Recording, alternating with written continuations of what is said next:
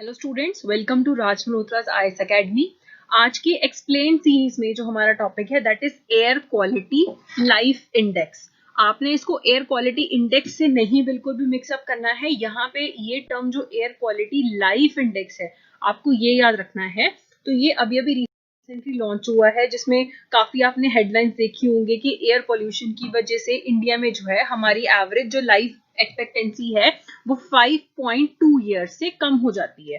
And India जो है वो दुनिया का सेकंड मोस्ट पॉल्यूटेड कंट्री है। तो वो सब जो न्यूज में आ रहा है that is because of the air quality life index. अब एयर क्वालिटी लाइफ इंडेक्स बनाता कौन है? एनुअली इसका अपडेट आता है by the university of Chicago. उनका एनर्जी पॉलिसी इंस्टीट्यूट है जिसे हम एपिक भी बोलते हैं। तो उन्होंने ये इंडेक्स डेवलप किया है। तो एक क्वेश्चन आपको क्या पूछा जा सकता है कि एयर क्वालिटी लाइफ इंडेक्स जो है इसे कौन प्रिपेयर करता है, किसने डेवलप किया है? तो एपिक ने किया है, energy policy institute of university of Chicago. अब आप नॉर्मली देखते हैं कि इंडेक्स आते हैं, उसमें लिखा होता है कि इतना हमारे पर्टिकुलेट मैटर इतना हो गया है, इतना हमारे ये वाली गैसेज हैं जिसकी वजह से पोल्यूशन है। इसमें थोड़ा सा डिफरेंस ये है कि आपको पता है कि एयर पोल्यूशन हो गया, लेकिन उस एयर पोल्यूशन से what is the impact on your life expectancy.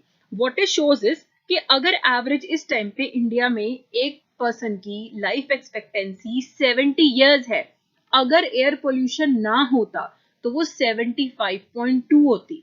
That the reduction of 5.2 years in the life expectancy is just because of the air pollution, the particulate matter 2.5 and 2 and 10, उसकी वजह से जो है हमारा life expectancy कम हो गया है। ठीक है, इस जो एयर क्वालिटी लाइफ इंडेक्स है इसमें एवरेज किया गया है विमेन, मेन, चिल्ड्रन, ग्लोबली इनका जो एज है इसमें कंपैरिजन किया गया 1998 से लेके 2018 के पीरियड तक का। तो डेटा है ऐसे कलेक्ट किया गया कि 1998 से लेके 2018 में जो एयर पॉल्यूशन की वजह से है हमारे कितना इम्पैक्ट हुआ है लाइफ एक्सपेक्टेंसी पे। तो ग्लोबली अगर हम देखा जाए, नॉट कंट्री वाइज, ग्लोबली अगर देखा जाए तो ऑलमोस्ट 2 इयर्स जो है कट शॉर्ट हो जाती है life because of the air pollution. ये हम कैसे मेजर कर रहे हैं? हम देखते हैं कि WHO ने क्लीन एयर के कुछ स्टैंडर्ड्स बना रखे हैं, वर्ल्ड हेल्थ ऑर्गेनाइजेशन ने कुछ स्टैंडर्ड्स बना रखे हैं। उन स्टैंडर्ड से हम करंट एयर पोल्यूशन के लेवल को अगर कंपेयर करते हैं तो बाय 2 इयर्स का ग्लोबली फर्क पड़ता है। 2 साल आपकी उम्र कम हो। अब साउथ एशिया जो है it is one of the worst affected area region because of the particulate pollution. Particulate matter होता क्या है ये हम आगे की स्लाइड्स में भी देखेंगे अभी। ठीक है, तो जितनी short and life south Asia में होती है इतनी कहीं पे भी नहीं होती है। India, Bangladesh, Nepal and Pakistan, they account for nearly a quarter of the world's population. They are one of the most polluted regions in the world, polluted countries in the world. अब देखा जाए तो सबसे ज्यादा पोल्यूशन इस टाइम पे कहाँ पे है? बांग्लादेश में। According to this index second number पे इंडिया आता है। इंडिया में भी सबसे ज्यादा लॉस ऑफ लाइफ एक्सपेक्टेंसी कहाँ पे है? यूपी की जो कैपिटल है लखनऊ में, इंडिया की जो कैपिटल है वहां पे आपकी लाइफ कितनी कम हो जाती है? 9.4 years. If you are living in Delhi, your life is shortened by 9.4 years just because of the air pollution, and it is much worse than any kind of disease, or if you smoke and if you are living in a war ridden conditions, आपको साफ पानी नहीं मिल रहा, वो भी इतना आपकी life को अफेक्ट नहीं करते हैं जितना ये एयर पोल्यूशन में पर्टिकुलेट मैटर करता है। ठीक है, जो लखनऊ है वहां पे पोल्यूशन का जो लेवल है वो WHO गाइडलाइन से 11 टाइम्स वर्स है। वहां पे जो आपका पोल्यूशन का लेवल है, तो आपका जो एवरेज एक्सपेक्टेंसी है वो काफी ज्यादा कम हो गया है। सिंस 1998 जो आपका एवरेज एनुअल पर्टिकुलेट पोल्यूशन है it has increased 42% in India. हम 1998 से 2018 का अगर हमने देखा है तो 42% जो पर्टिकुलेट पोल्यूशन है वो बढ़ चुका है। और यहाँ पे क्या फाइंडिंग्स हुई हैं? जो पर्टिकुलेट मैटर है फॉसिल फ्यूल, वहां से मेजर एक सोर्स है जहां से पर्टिकुलर पोल्यूशन आता है। तो फॉसिल फ्यूल्स के थ्रू जो इलेक्ट्रिसिटी जनरेशन होती है that has tripled between 1998 to 2017 in the 4 countries combined. 4 countries कौन सी? India, Bangladesh, Pakistan and Nepal. तो बांग्लादेश सबसे ज्यादा पॉल्यूटेड, 6.2 इयर्स एवरेज एक्सपेक्टेंसी कम हो रहा है, इंडिया में 5.2 इयर्स कम हो रहा है। इसका रीजन क्या है? क्यों इतना पॉल्यूशन बढ़ रहा है? इंडस्ट्रियलाइजेशन हो रहा है, इकोनॉमिक डेवलपमेंट हो रहा है, पॉपुलेशन ग्रोथ हो रहा है, तो ऑब्वियसली एनर्जी डिमांड जो है कंट्रीज में इंक्रीज करती जा रही है। इंडिया में जो नंबर ऑफ व्हीकल्स हैं जो रोड पे हैं, अर्ली 2000s में जितने थे उससे 4 टाइम ज्यादा इस टाइम पे इंडिया की सड़कों पे चल रहे हैं। ठीक है, तो आपने नोटिस किया होगा जब भी इंडस्ट्रियलाइजेशन कहीं पे भी होती है, चाहे वो यूरोपियन कंट्रीज में हुई है, अमेरिका में हुई है, डेवलपिंग कहीं भी होएगी, वहां पे इंटेंस एयर पोल्यूशन आता ही आता है। अब इशू क्या है, उन कंट्रीज ने डेवलप हो गई हैं, अब जो है वो क्लाइमेट फ्रेंडली जो उनकी पॉलिसीज आनी शुरू हो गई है, लेकिन इंडिया जैसी और कंट्रीज जो है वहां पे तो अभी हम डेवलपमेंट कर रहे हैं, अभी हम डेवलपिंग है, डेवलप नहीं है। तो हमारे लिए लोगों की एनर्जी डिमांड पूरा करना भी जरूरी है, और जिसपे हमारा डिपेंडेंस जो है ज्यादा किस पे है, फॉसिल फ्यूल्स पे है हमारा डिपेंडेंस। ठीक है, तो ये जो एयर क्वालिटी लाइफ इंडेक्स है, ये इस टाइम पे हाईलाइट कर रहा है कि how air pollution is detrimental to your life and how it is reducing the years in your life, and how important the policies are which are related to air pollution. We can't keep on saying that we need to be developed and we need energy. Obviously we need energy, but we need to switch to the other sources of energy for producing energy apart from the fossil fuels. हम अगर इस data को, air quality life index के data को, अगर हम localised जो measurement है हमारी उसके साथ अगर मैच करके देखेंगे तो हमें ट्रू कॉस्ट पता लगेगी इतनी पॉल्यूटेड एनवायरनमेंट में रहने की। आप उसको WHO गाइडलाइन से कंपेयर करो, अपनी एयर क्वालिटी को नेशनल स्टैंडर्ड से कंपेयर करो, तो we are living in with a very bad air quality. ठीक है, तो हमें बहुत सारे चेंजेस लाने की जरूरत है इस टाइम। अब पूरा मामला किसके अराउंड है, पर्टिकुलेट पोल्यूशन के अराउंड।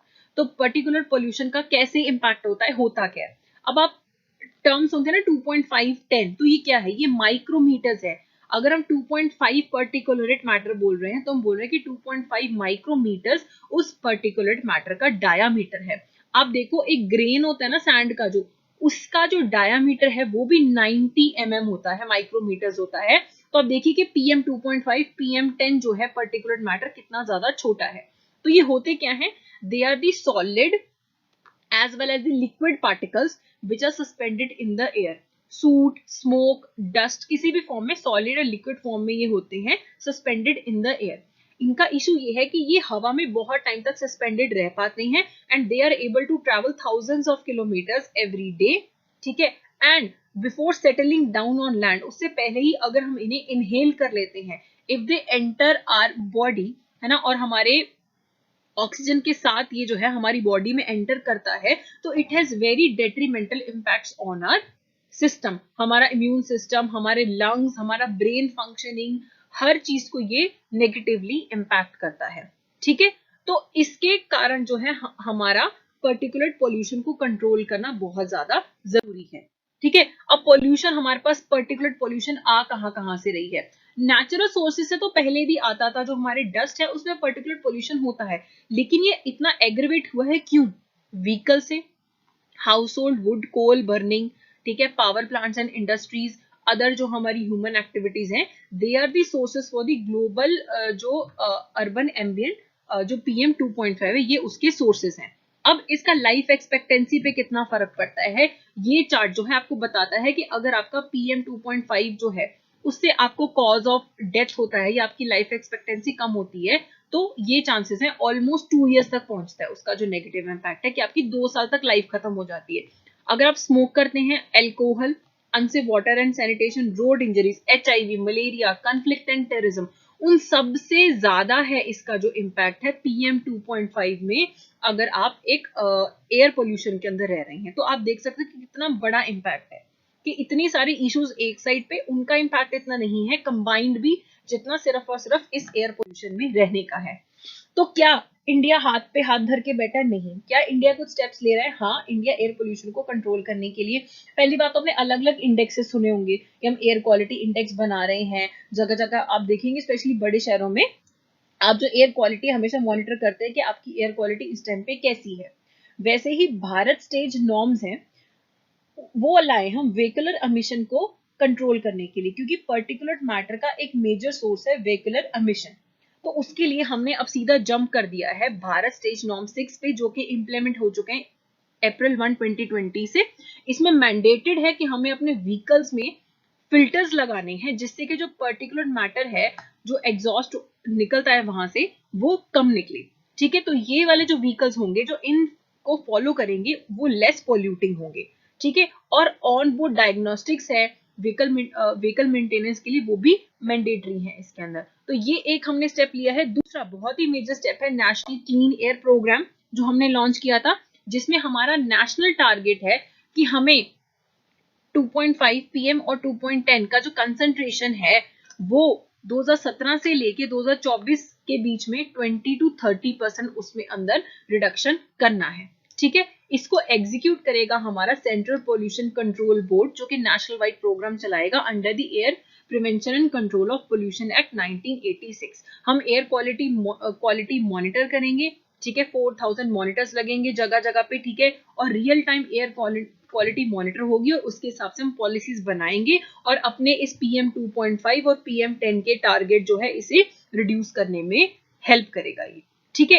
एक बहुत इसमें इंपॉर्टेंट फैक्ट है कि चाइना एट पार था इंडिया के, इंडिया से ज्यादा ही पॉल्यूशन थी, ठीक है। 1998 में जो उसकी एक्सपेक्टेंसी थी एज की कम होने की, दैट वाज 3.6 1998 में। अब कितनी है वहां पे? 1.3, क्योंकि चाइना ने 2013 से वॉर अगेंस्ट पोल्यूशन स्टार्ट किया हुआ है, जिसके कारण उनका बहुत पॉलिसीज का फोकस है एयर पोल्यूशन को कंट्रोल करने का। तो आप देखिए कि कहां 3.6 से अब 1.3 पे आ गए, जो उनकी जो लाइफ एक्सपेक्टेंसी है वो रिड्यूस हो रही है। सो अगर चाइना कर सकता है तो इंडिया भी कर सकता है, ठीक है। तो हमें इन प्रोग्राम्स को बहुत ही इफेक्टिवली इंप्लीमेंट करने की जरूरत है। एयर पोल्यूशन के लिए पॉलिसीज लाने की जरूरत है। फॉसिल फ्यूल से हमें दूसरे जो मोड्स ऑफ एनर्जी प्रोडक्शन है उन पे स्विच करने की जरूरत है। हमें पब्लिक ट्रांसपोर्ट को जो है प्रमोट करने की जरूरत है, क्योंकि उससे क्या होगा कि आप अपना पर्सनल, अगर आप अपने व्हीकल्स यूज करते हैं, नंबर ऑफ व्हीकल ज्यादा होते हैं रोड पे तो पोल्यूशन भी ज्यादा होगा, ठीक है। उसके बाद जैसे हमारी फेम स्कीम है, हमें इलेक्ट्रिक जो व्हीकल्स हैं उन्हें प्रमोट करने की जरूरत है। तो there can not be just one step, multiple steps हैं। लोगों का जो है वहां पे इन्वॉल्वमेंट कीजिए, पॉलिसीज अच्छे से इंप्लीमेंट करें, तो हम ये जो है इम्पैक्ट ऑफ एयर पोल्यूशन जो है, पर्टिकुलर मैटर जो नेगेटिव इम्पैक्ट है, वो हम इसे कम कर सकते हैं। So thank you so much.